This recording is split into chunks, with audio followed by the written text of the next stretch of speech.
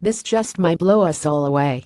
British company Dyson, yes, the folks who make those expensive balanced vacuum cleaners and the first bathroom hand dryers to actually dry your hands, has declared it will be spending £2 billion, or around $2.7 billion at current exchange rates, to develop and build electric cars in the United Kingdom.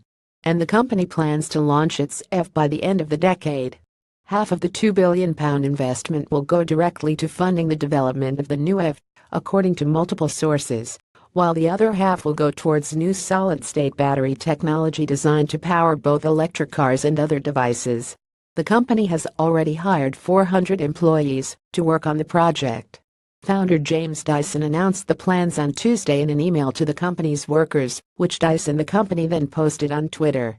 In it, the company's creators cited his long history of seeking to find ways to combat air pollution, dating back to the development of an exhaust filter the company began working on more than 25 years ago, as well as the innovations in electric motor technology, fluid dynamics, and energy storage the company has whipped up along the way.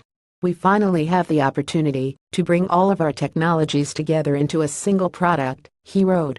Rather than filtering emissions at the exhaust pipe, today we have the ability to solve it at the source.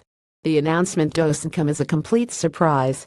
Back in 2016, documents released by the British government revealed Dyson's plans to develop a new battery electric vehicle at their headquarters. The company provided no comment at the time, however, and has remained close-lipped about the project until today. But now, it seems the company's eponymous founder is more than happy to discuss his plans. The EV has been under development for about 2.5 years, Dyson the man told Auto Express. We don't have an existing prototype, and what we're doing is quite radical, so there's not an existing chassis that we can use, he said to AE.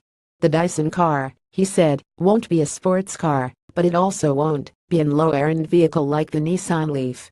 Expect the EV to stand apart from traditional cars in much the same way Dyson's vacuum cleaners stand out from the crowd at Sears, as well. There's no point in doing one that looks like everyone else's, he told Auto Express.